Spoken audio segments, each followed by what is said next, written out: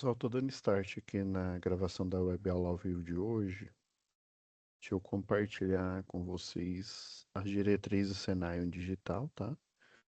Depois a gente volta à nossa programação normal. E o som aqui.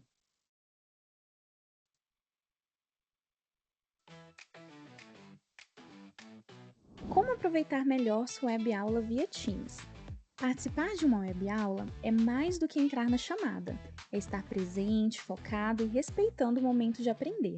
Vamos às dicas? Escolha um lugar tranquilo, bem iluminado e sem barulhos. Isso ajuda você e toda a turma a manter o foco na aula. Entre na sala alguns minutos antes do horário. Assim você consegue testar a internet, o áudio e começar a aula com calma. Sempre que possível, mantenha a câmera ligada. Isso mostra envolvimento.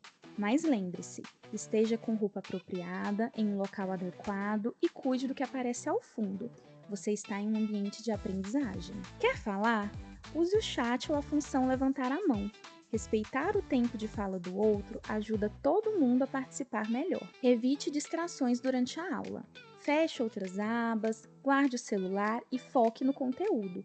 Esse é o seu momento de aprender. Em caso de dúvidas sobre o conteúdo, fale com seu tutor ou tutora. Para dúvidas sobre acesso ou uso da plataforma, procure um tutor. Use o AVA, ele é o seu canal direto com a equipe. Você faz parte da aula e a gente está aqui para ajudar você a aproveitar o melhor dela.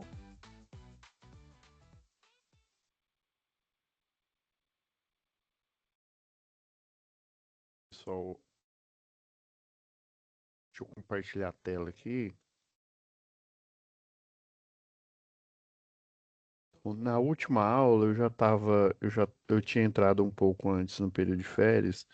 Aí eu tinha explicado na aula 4, né? Eu deixei a aula 5 gravada.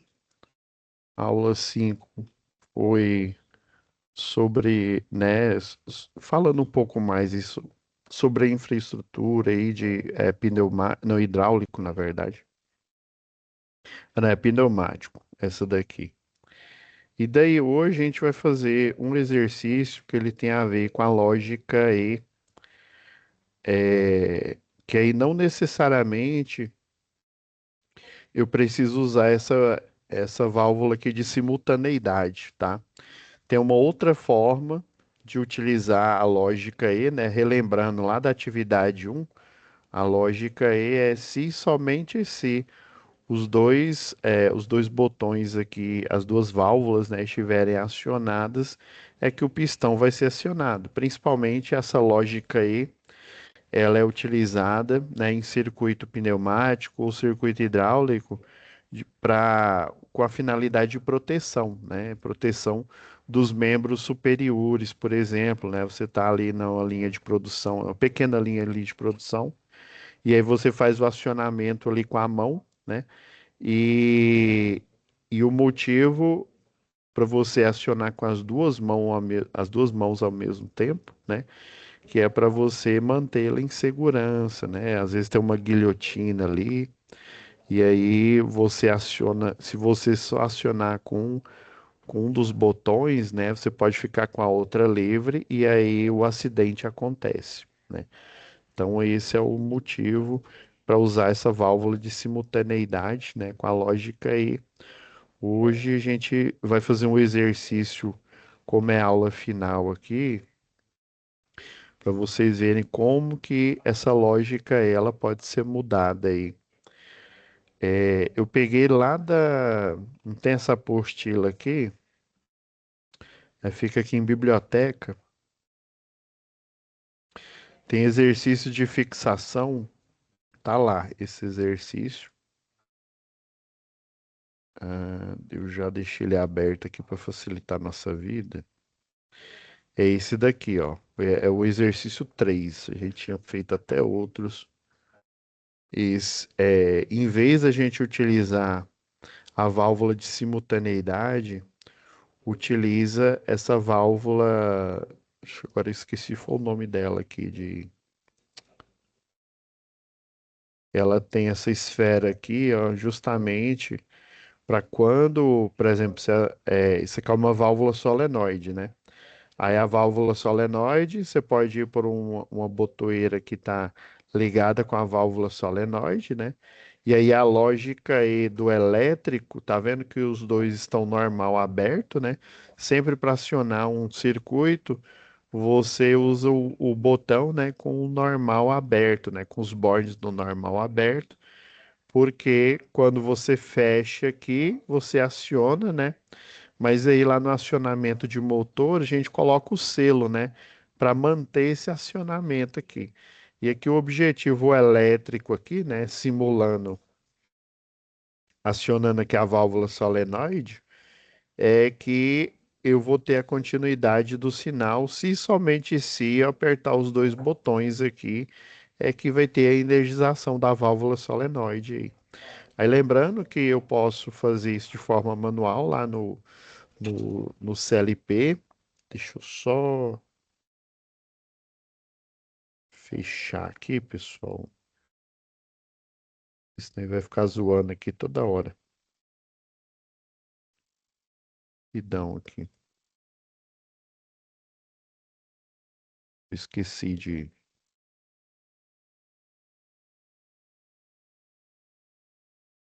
Tô deixando a IA rodar aqui para fazer um processo aqui. Aí toda hora ela fica me avisando aqui. Eu não sei se vocês escutaram aí o som. Aí voltando aqui, né? Você pode, tanto no painel, né? Colocar dois botões normal aberto em série, né? E interligando aqui a válvula solenoide. Você poderia fazer isso simplesmente, né, contornando esses botões aqui, ó, fazendo uma ligação lá no CLP, né? Que aí o CLP, dependendo da programação, né, ele vem e aciona aqui a válvula solenoide e faz o acionamento aqui do pistão, tá? Então eu poderia de forma manual, igual tá mostrando nesse desenho aqui, né? Com os dois botões físicos aqui, só que é elétrico, né? Enviando o sinal para a válvula solenoide. Ou eu poderia também, né, lá com a programação do CLP, né, fazer um jump aqui, ó. E aí o CLP, através da fonte dele, né, o CLP, né, lembrando que ele é um computador, né, bem simples. Ele, assim, eu vou falar que ele é tipo um Raspberry, né? Um Orange Pi, dependendo da marca aí. Só que ele é mais simples ainda do que um Raspberry, né? Não sei se você já lidou com esse tipo de computador, o Felipe, Giovanni, Anderson aí, né? Ele é bem mais simplesinho do que esses, né? Do que um Raspberry, um Orange Pi. E do mesmo jeito que eles, né, ele tem entrada, tem saída e tem alimentação. Aí eu posso, inclusive, utilizar a alimentação dele, né, para jampear a alimentação dele para alimentar a válvula solenoide e através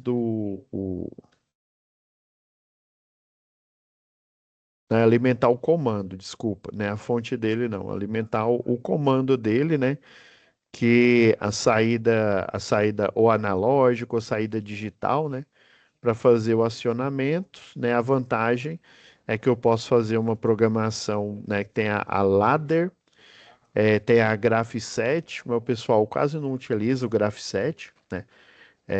O ladder aí para fazer a programação ali dentro do CLP, tem alguns software da Schneider Electric que faz isso também, tá?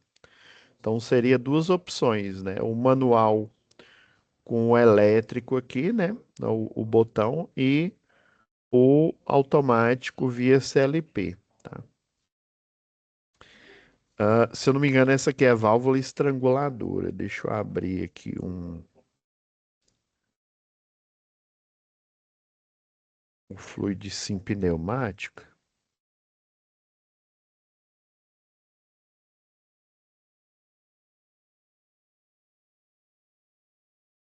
que a gente utiliza ele aqui. Aí cria uma folha, já trata logo de salvar ela aqui, né? Eu vou deixar na área de trabalho aqui. Deixa eu ver se eu tenho atividades. Ah, eu tenho o exercício 3 aqui.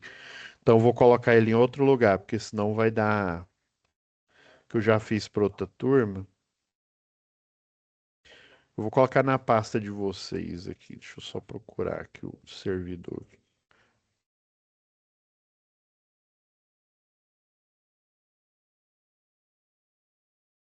Fernando Bezerra, turma de vocês, Alcede, acionamentos, pouquinho atividade.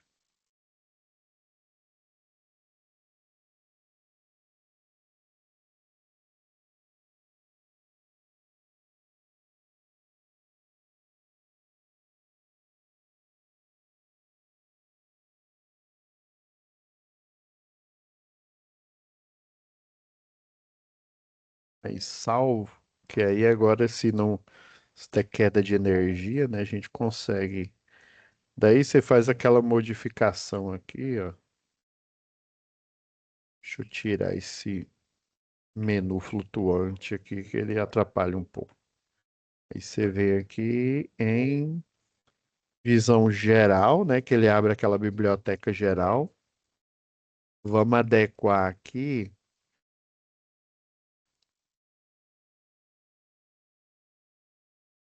Então a gente precisa de um compressor, né, uma alimentação aqui,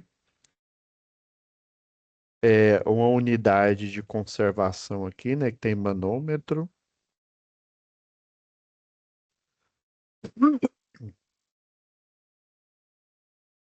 Desenhando aqui, né? Aí do meu jeito, ó, na hora que colocar o mouse aqui, né? É só segurar, arrastar e ir pro ponto onde faz a interligação aqui do circuito. Aí ele quer uma válvula, ó, vamos contar aqui, um, dois, três, quatro, cinco. É uma cinco, porque eu tenho cinco vias, ó, eu tenho um bloqueio, né? Aí eu conto uma via, né? Uma seta, duas vias, ou seja, três. Mais outra seta, mais duas, né? Então eu tenho quatro, cinco, ou seja, cinco vias, né?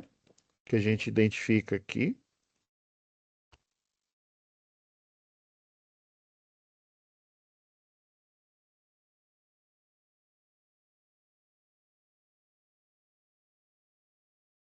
A gente sempre identifica a quantidade de vias, né? Quando é seta, são duas.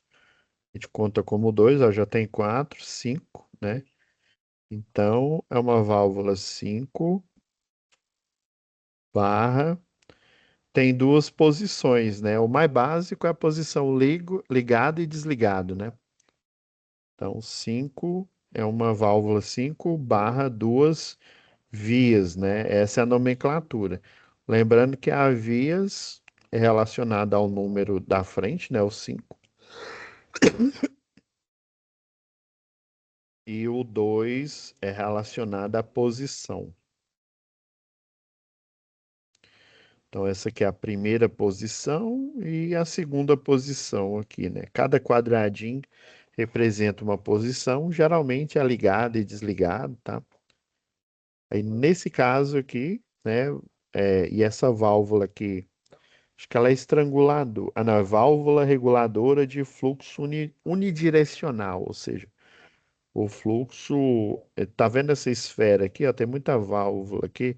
Uma ou outra que tem ela, aquela alternadora, ó, essa bem daqui, ó, que tem a lógica ou, né? Tanto faz se uma tiver, se eu acionar, eu coloco um botão aqui, né? Do lado esquerdo ou direito, eles vão acionar no mesmo tempo. Aí tá vendo que essa válvula reguladora de fluxo, ela é bem parecida aqui, ó. Deixa eu dar um zoom aqui. É porque no livro didático dá pra gente ver melhor aqui. E aí tá vendo essa esfera aqui, ó?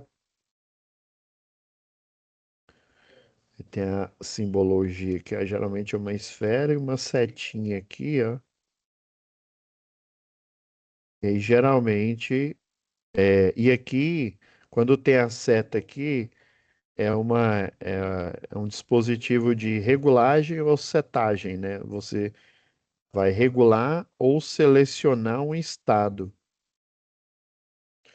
Geralmente, quando você coloca uma seta, assim, ó, por exemplo, se você vê lá na eletrônica um símbolo, né? Esse daqui não é muito óbvio, que ele poderia ser qualquer coisa, né? Dependendo da letra aqui. Mas se tiver assim, e tem uma letra R, quer dizer que é um resistor, né? E se tiver uma seta, quer dizer que é um resistor variável, mais conhecido como reostato. Eu consigo, um exemplo de reostato é um potenciômetro, né? Que eu posso aumentar ou diminuir a resistência elétrica. Aumentando a resistência elétrica, eu diminuo a corrente para uma mesma tensão, né? Diminuindo a resistência, eu aumento a corrente elétrica, né? Como se fosse uma torneira, vamos dizer assim, de corrente elétrica. Do mesmo jeito, essa regulagem aqui, tá? E aí, essa regulagem você pode setar aqui dependendo do impulso, né? Aí a gente já entra lá naquela disciplina lá de Física 1, né? Que a gente quase não vê aqui no curso de Eletrotécnica, até no curso mesmo de Engenharia Elétrica, a gente estuda mais a Física 3, né? Dependendo aí da faculdade aí, também estuda propagação, estuda, na verdade, estuda todas as físicas, né? Mas foca mais na eletricidade. Aí o pessoal lá da mecânica foca mais em física 1, né? Que tem um estudo lá de colisões de corpos, impulso, né? Movimento, né? Aí começa lá com cinemática, que descreve o movimento sem se importar com o que causou, né? Depois a mecânica, não, a dinâmica, né, que se importa com o que está causando o movimento e deixa de lado a cinemática lá, as velocidades, né? E aí depois você vem com a física lá de colisões, de impulso, que geralmente o pessoal aí, sei lá, NASA, né, SpaceX é que utiliza mais isso. Então, eu posso regular aqui o impulso, ou seja, a força pneumática ou hidráulica, né, dependendo da máquina, que eu vou acionar esse pistão e ele vai golpear aqui, né? Às vezes esse pistão é só uma alavanca para empurrar algo, às vezes é para fazer uma punção, igual na aula que eu deixei gravado para vocês, tem essa ferramenta aqui de punção, que ela exerce uma força muito alta aqui, quer ver, ó? Ciclo. Ó, punção pneumática. Daí, essa punção pneumática aqui, ela exerce uma força muito grande para fazer o quê? Ó, aí você tem o desenho aqui da matriz para você furar essa chapa aqui, por exemplo, né? Então, deixa eu colocar. Lembrando sempre de dar o crédito aí ao professor Fernandes aí, ó, do Senai, lá do Ceará, tá? Que ele fez essa simulação aqui no Flash Player aqui, ó. Aí, a força pneumática aqui, ó, eu poderia, né? Eu poderia também fazer esse circuito aqui, ó, utilizando essa válvula aqui, tá? Regulando. A vantagem dela é que ela é unidirecional, né? Até que essa não é a vantagem, não. Mas a vantagem é que ela tem uma regulagem e eu posso regular a força com que o pistão, né? Às vezes você tem que colocar uma ponta aqui, né? Sei lá, uma ponta diamantada aí para fazer com que né, o perfil aqui da chapa seja, né, porque tem assim, se você aplicar muita força, mas num tempo muito grande, em vez de furar a peça, você vai deformar, né? Aí deformando a peça, né, ela não serve mais. Às vezes essa chapa aqui, eu tenho que passar um cano aqui, né? Fazer uma montagem lá eletromecânica de alguma estrutura, né? E daí eu posso fazer essa regulagem para ela aplicar a força certa, colocar uma ponta aqui, né, adequada, para ela literalmente furar aqui, sem precisar eu usar maçarico aqui, né, usar maçarico. Eu poderia até cortar com plasma, conforme a necessidade aqui, né? Mas tá vendo que é bem caseiro aqui, é bem manual essa aplicação aqui, né? E aqui ele só usou a válvula aqui, ó, um botão, acionamento manual direto no botão aqui, ó. Ele usou uma de duas posições, né? Uma três vias e duas posições. Então vocês estão vendo que para fazer essa tarefa aqui, né? Por exemplo, a de punção foi bem simples a solução. Agora, a de prensa, né? Ele não tem que perfurar um objeto. Ele literalmente vai o quê? Vai comprimir esse objeto ali, né? Aí depende do formato ali, né? Aqui ele não, ele só fala que é um comando bimanual, né? Ele não mostra aqui o desenho da máquina aqui, mas ele não especifica muito ele aqui. Aí tem essa outra aplicação. Vamos colocar a válvula. Importante é colocar ela na posição correta aqui, ó. Então, é a setinha aqui para baixo, ó. Você clica com o direito do mouse aqui, ó, girar 90 graus aqui. Ele ficou, vai mais 90 aqui, ó. Ó, agora deu certo aqui, ó. Para você não ter que regular novamente, ó, só você clica aqui, ó, Ctrl C, clica fora, ó, Ctrl V. Se ele por acaso não aparecer, pode ser que ele tenha ficado num espaço aqui que não está visível na tela, tá? Aí é só abrir mais aqui e puxar ele. A válvula agora, né, é uma 5x2, né? Então a gente já pega essa 5 por N, que aí a gente já consegue fazer a modificação dela aqui, ó. Vai dar dois cliques, tá?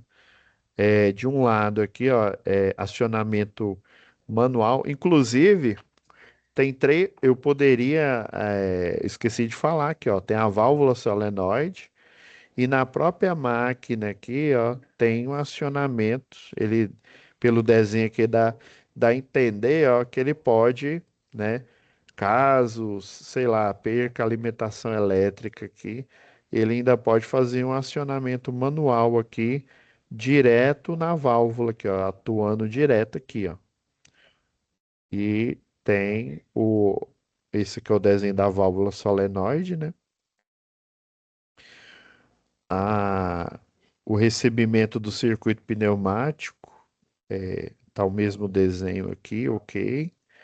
Então ele recebe, né? Ele começa o primeiro estágio aqui, né? Aí se eu fosse ser preciosista aqui, eu poderia dizer aqui, ó, que essa é a primeira, né? A posição inicial e esse outro quadrado aqui seria a posição final aqui, né? Na hora do acionamento. Sempre o que recebe é a posição inicial aqui. O outro tá ok. Se eu precisasse mais de outros, era só acionar aqui, ó.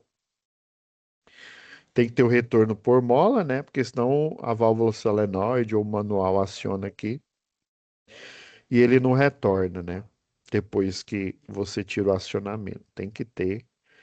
E essa questão aí, ó, tá aqui, ó, retorno por mola. Ok. E essa questão aí do retorno por mola, pessoal, eu não sei se eu já comentei aqui, ela serve para o propósito de automação, que na indústria, né, tem dois processos aí que você pode criar ali uma automação, é como se fosse uma programação mesmo, só que sem uma linguagem de alto nível, né, por exemplo, um Python, um MATLAB, né, laboratório de matrizes, dependendo aí, essa é uma linguagem que pouca gente conhece, é só mais no âmbito acadêmico. É para você fazer simulações ali pequenas, rotina pequena, sem você precisar programar um produto completo, né? Aí você utiliza o laboratório de matrizes, que aí você faz uma rotina ou duas, às vezes você interliga elas, né? E aí você testa aquele sistema ali. Então, as primeiras automações aí ocorriam, né, através de CLP e a programação, né, era direta e através de malha, né, o pessoal chama malha, malha aberta ou malha fechada, né, a malha aberta, você tem o passo a passo do processo de construção ou processo de produção de algum produto ali, né, vamos supor ali o envase de bebidas, né, você tem a limpeza, né, da garrafa, se ela for retornável, se ela for descartável, né? Você já vem com ela pronta ali, né? O pessoal faz se é uma garrafa PET, por exemplo, ali faz numa máquina ali, se não me engano, é extrusora. E aí você assopra ali, né? Tem uma matriz, já cria a garrafa e aí faz a limpeza, a asepsia dela. E aí depois vai para o próximo passo, que é o passo de invase. Depois vai para o terceiro passo, que é o passo, por exemplo, de fechamento ali, né, da, da garrafa. Depois estamparia, né, você coloca ali o rótulo e por aí vai.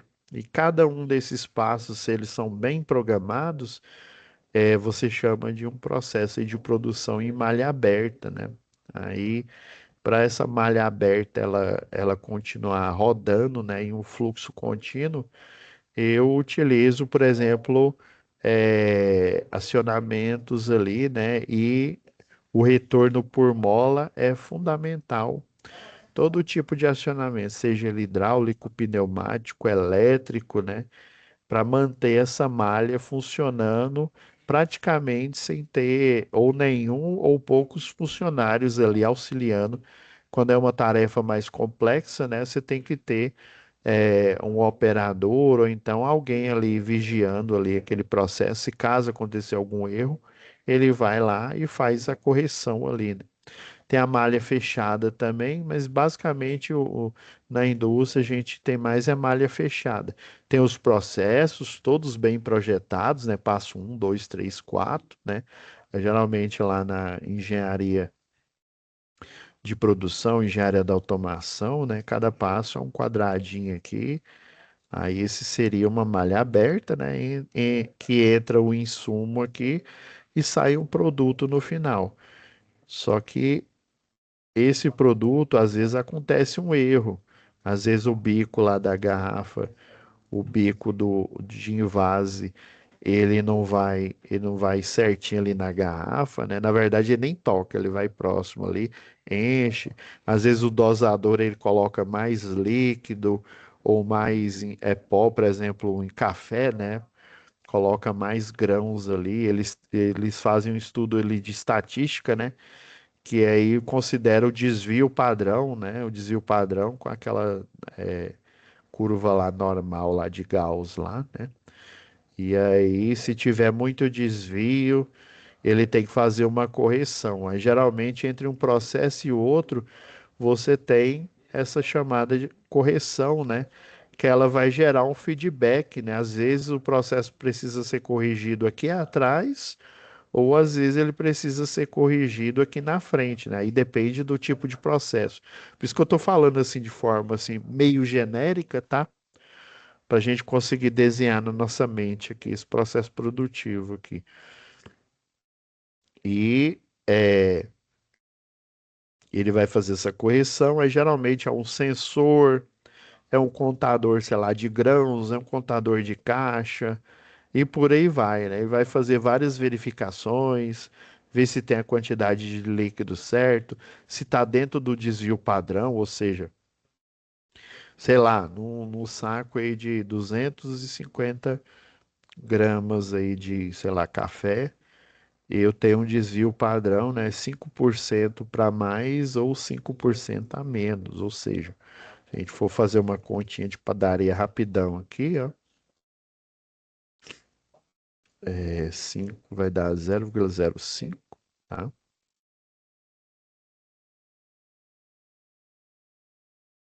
5%, né?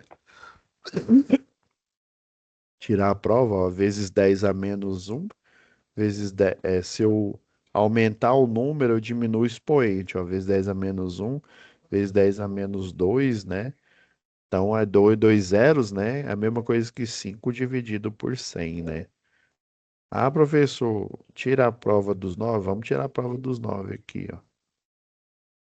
Aí tá vendo? É porque essa calculadora aqui, o outro zero, ela não conta aqui não. Mas sempre quando tem um ponto aqui, quer dizer que tem um zero aqui, né? À esquerda aqui. Então, 5% aí, né? 0,05 de 250 gramas dá 12,5. Ou seja, então, ou ele vai ter 250 mais 12,5, né? Ou ele tem, esse pacote vai ter aproximadamente 262,5 gramas, ou, né? 250 menos 12,5. Opa, qual que foi 11?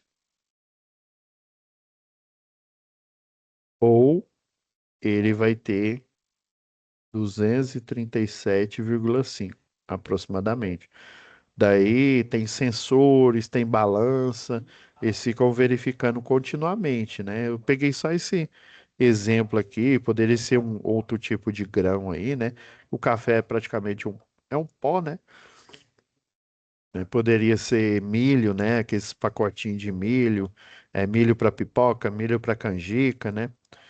Então, se o sensor, se a malha aberta, né? O primeiro tipo de malha, ele não consegue detectar isso, não. Ele parte do pressuposto que a máquina tá, vamos dizer assim, azeitada, né? Que ela tá configurada e nenhuma falha vai ocorrer.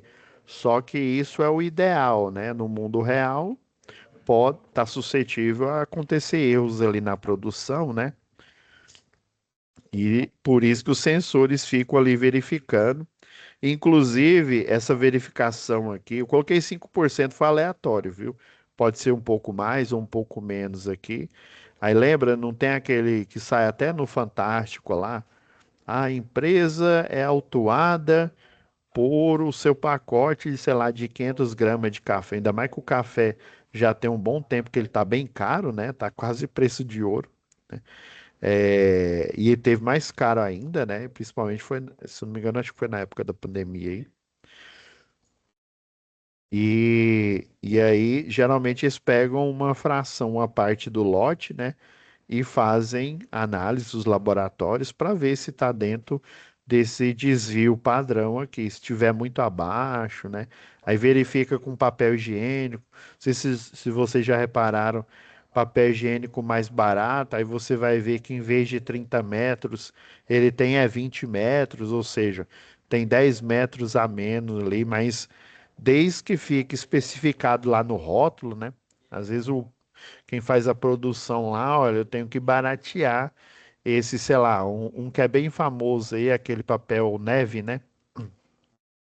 Ah, eu tenho que baratear o neve aí a qualquer custo. Ah, o único jeito de baratear, em vez, vamos supor que o padrão dele é de 30 metros, né? Não, então vamos fazer um neve aí, né? Sei lá, coloca folha dupla, folha tripla, só que em vez de 30 metros, ele vai ter 20 metros, ou seja, vai ter um potencial de uso menor, né? Mas foi o jeito que eles encontraram para diminuir, né, o preço, ou até às vezes para manter, né, o preço ali para o varejista ali, né?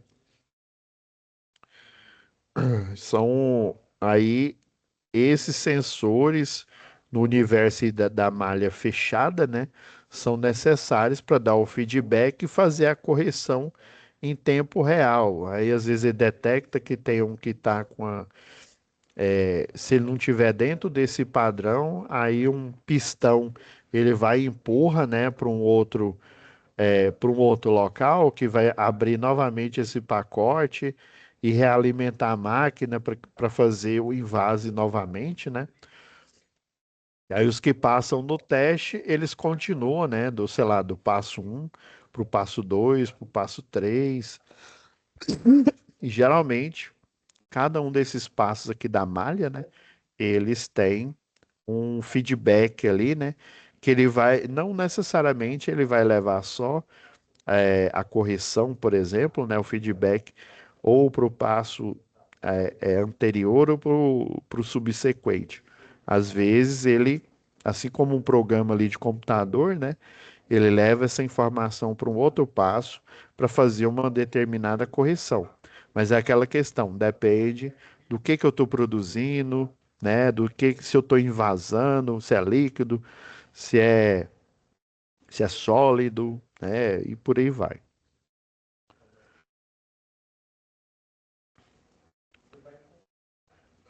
Faltou, a gente já configurou, né, a válvula solenoide, agora falta o pistão, né? Deixa eu ver, de duplação. Não tem retorno. Colocar um pouquinho mais para cá. O zoom maior assim ficou bom, né? Porque aí a gente enxerga mais os detalhes aqui.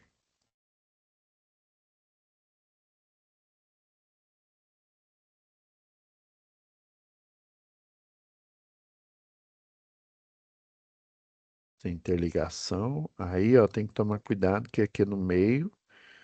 E aqui é um sistema, eu confesso que eu não lembro o que que é esse triângulozinho. É porque assim, ó, tem. É porque eu acabei, ó, eu vou ter que dar um zoom aqui. Deixa eu ver se eu... agora foi. Ó, tem um que ele libera o ar do próprio sistema. Pena que não tem aqui o. Aí, se eu não me engano, tem um desses aqui que em vez dele filtrar o ar, né, e liberar o ar ali no sistema, ele canaliza para uma outra parte, para não haver vazamento do ar aqui, né, no meio aí do processo aqui, né, aqui na válvula, né. Eu tenho essas duas opções. Ou utiliza essa daqui, ó, que faz a filtragem e o ar é liberado ali em loco, ou eu posso simplesmente fazer a canalização do ar ou do fluido para um outro local, tá? Tem essa opção também. No outro aqui, ó.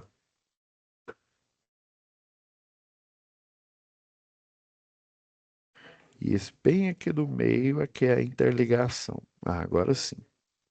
Que ficou muito junto aqui, né? Ele deu nome para a válvula solenoide, ó. Só dá dois cliques aqui, ó. Que é justamente para o CLP, né? Caso precise aí, para ele identificar. Aí vamos pegar a alimentação, conexão elétrica aqui do painel lá, em tensão contínua, né? Uma válvula solenoide. Aí tem que identificar ela. Chama de Y1. Tomando cuidado para dar o mesmo nome, né? Porque assim, aqui para simulação é só para ficar bem claro que ela aciona essa válvula solenoide, né? Porque essa daqui é na atuação, né? No própria válvula, e aqui seria na simbologia aqui, né? Mas na prática elas são as mesmas, tá?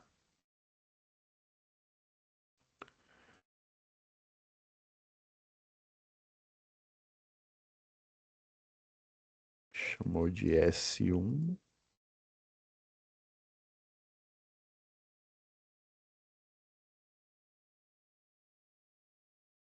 E essa aqui chamou de S3. Interligar os circuitos.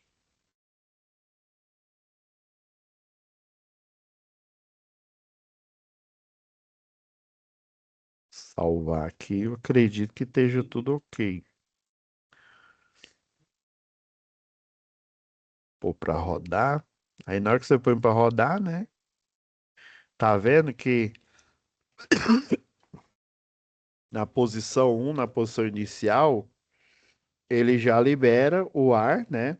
O ar ele já tá aqui, ó, no recebimento aqui, ó, sai por essas duas vias aqui, ó, passa pela essa válvula aqui, né? A reguladora de fluxo unidirecional, tá?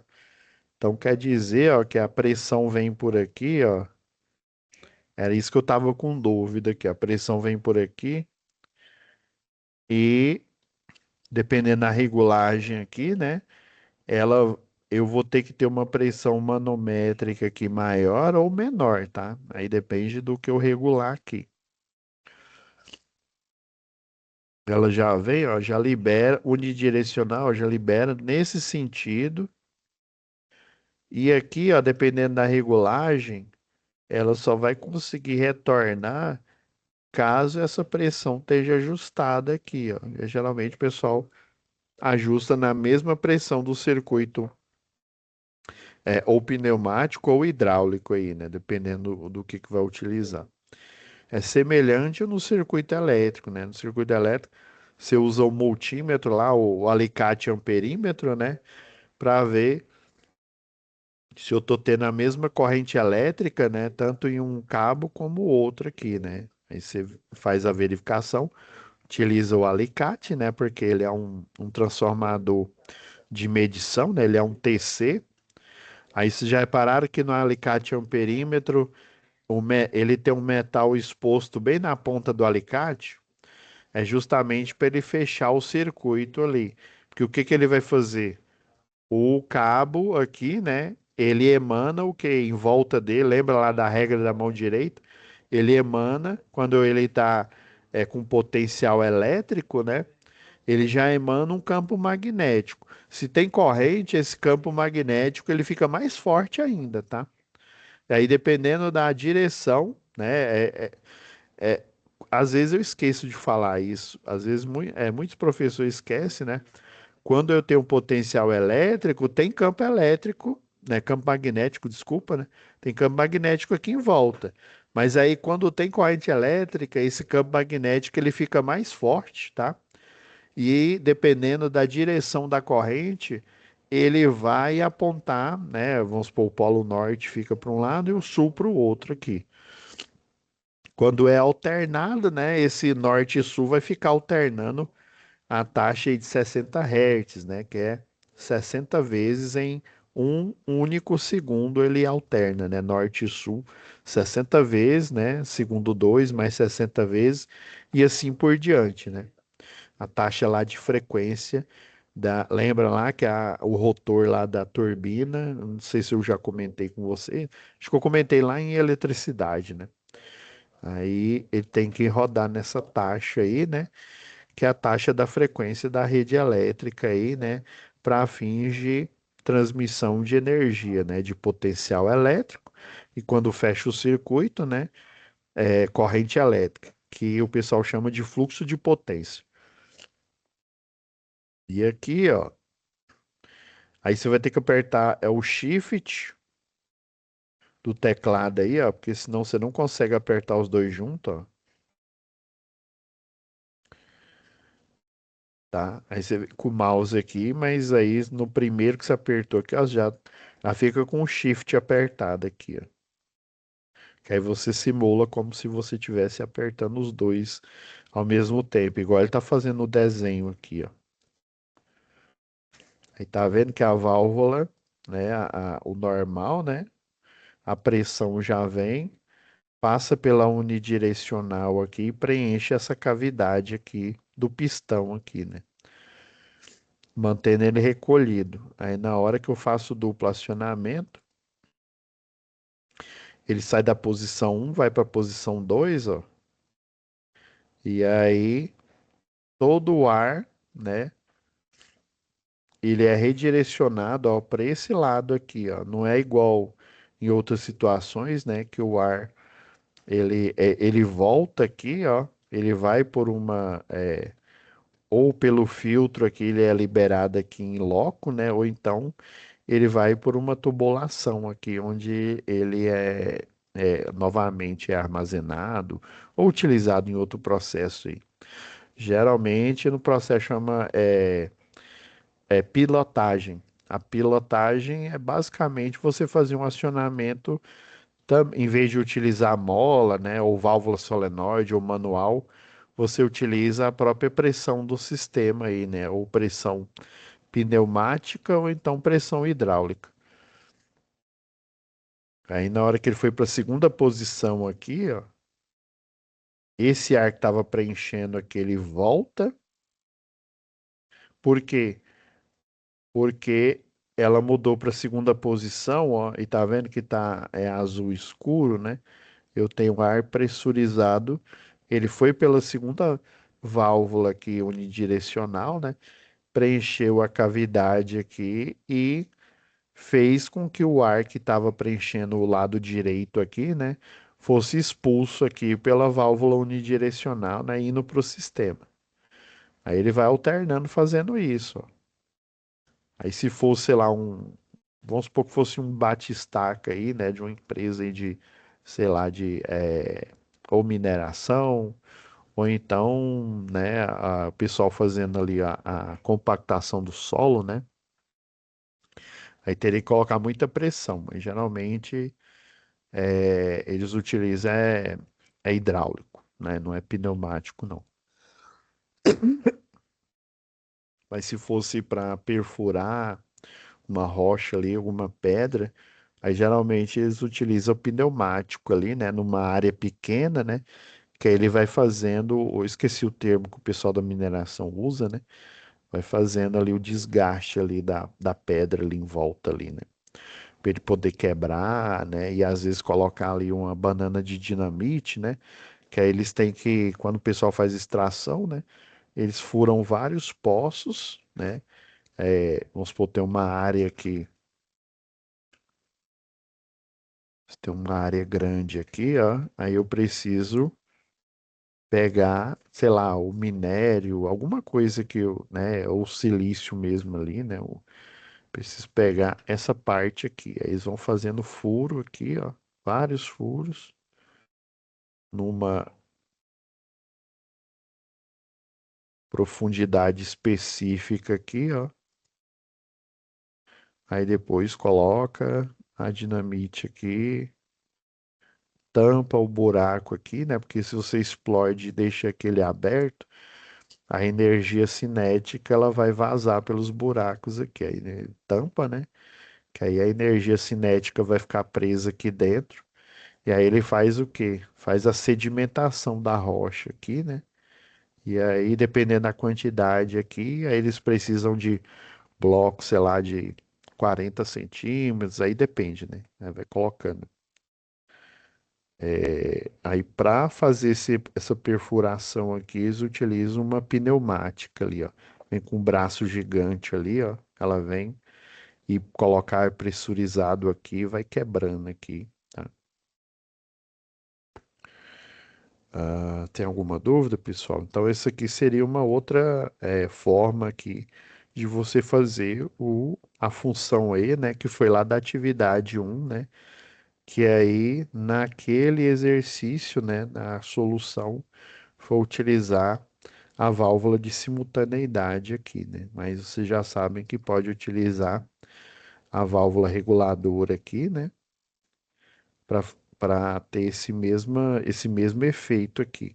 Aí o circuito elétrico que vai acionar a válvula solenoide, você tem que colocar a botoeira, né? Normal aberta, em série, né? Igual resistência em série. Porque fechando, o sinal só vai passar se você fechar as duas ao mesmo tempo. Aí quando é um CLP, aí você não precisa desse artifício, não. O CLP lá na entrada, com a programação, ele vai deixar aberto ou fechado o relé, né? E aí ele faz o acionamento aqui.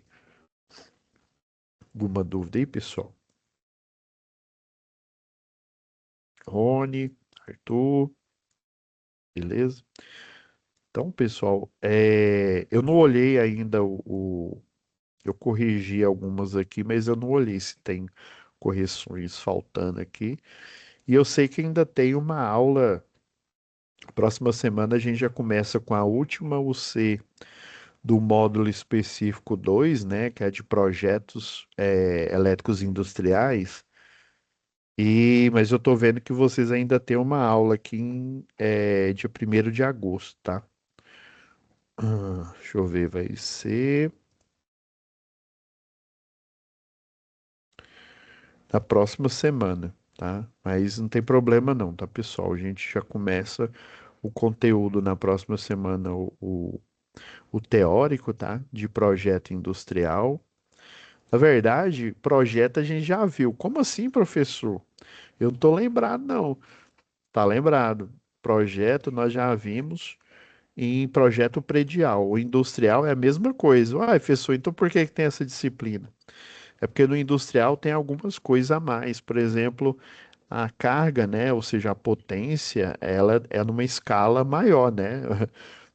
Para não dizer o óbvio, né? É numa escala industrial. Então, você tem que. A gente vai falar sobre liberação de carga, né? Com a concessionária de energia local, cálculo de demanda, tá? Aí, para facilitar a nossa vida, eu já vou pegar um projeto aqui lá da JC Distribuição, um projeto já pronto, que aí a gente verifica esses cálculos adicionais. Porque o cálculo para você dimensionar quantidade de luminárias e a potência mínima, né, a gente já viu lá em projeto predial. Do mesmo jeito, o cálculo para quantidade de pontos de força geral, né, o TUG, né,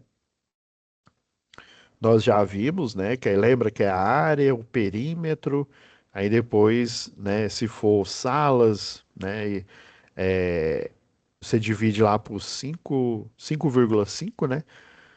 Não, não, 5,5. Se for banheiros e similares ou áreas molhadas, né? Você divide por 3,5. Aí o número inteiro que aparecer é a quantidade, né?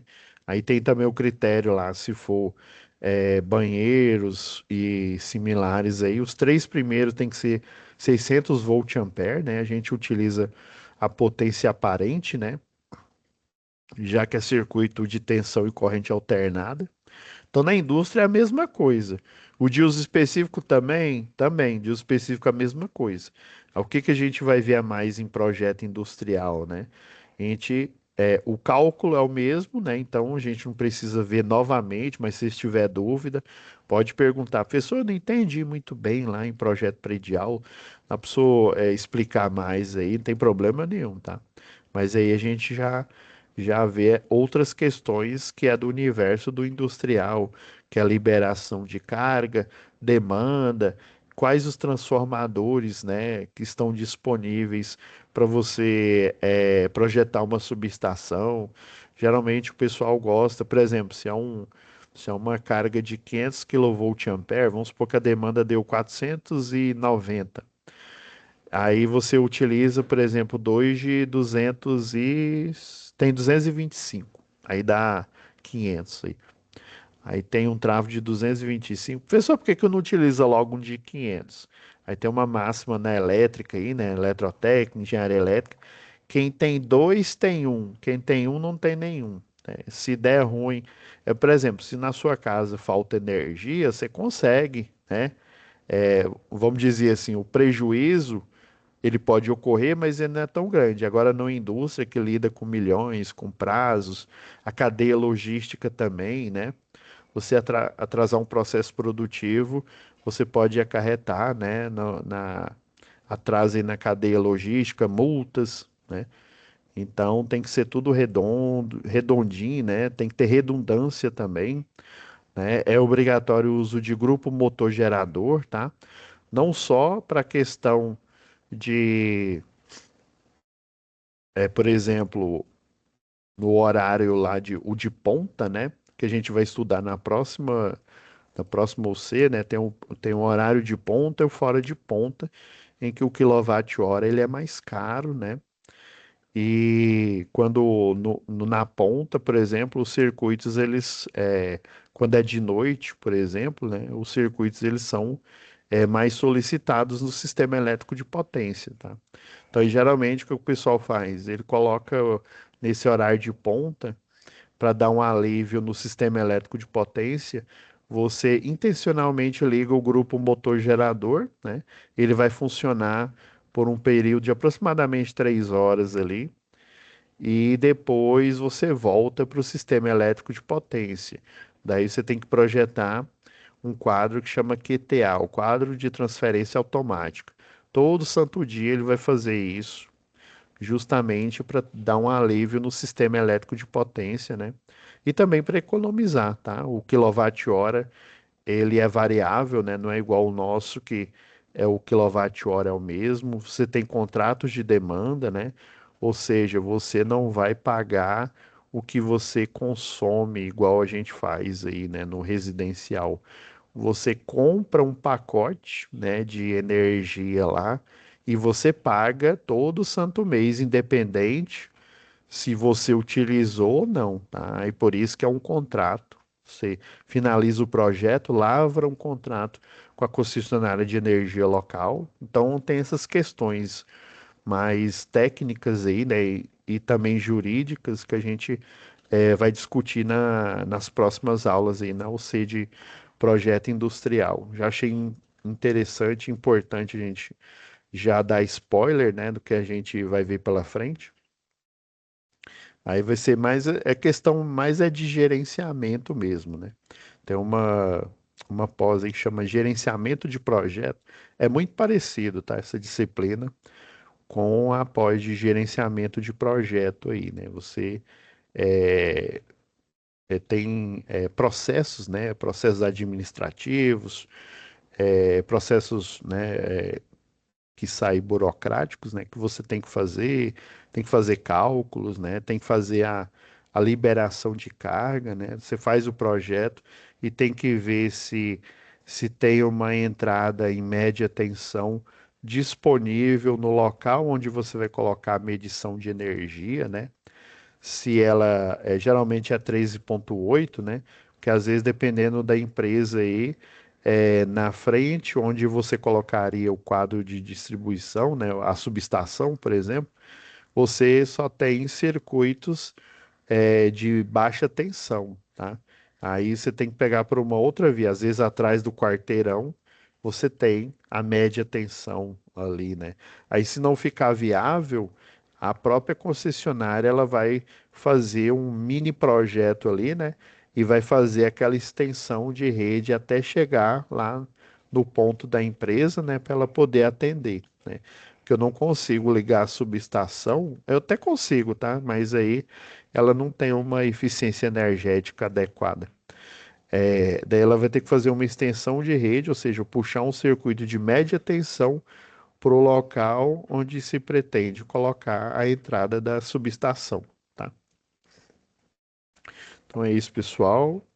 Nos vemos aí na próxima aula, já com o projeto industrial. E daí vai ficar faltando só a nota do quinto momento presencial, que ele vai acontecer ainda dia 1º, tá? Mas não se preocupe, tá? Eu vou fazer essa postagem aqui e já corrigir, né? Se tem alguma correção pendente aí, já fazer a correção, tá? Até mais, fiquem com Deus e até a próxima web aula ao vivo. Tchau, tchau. Felipe, Anderson, Arthur, Rony, Giovanni.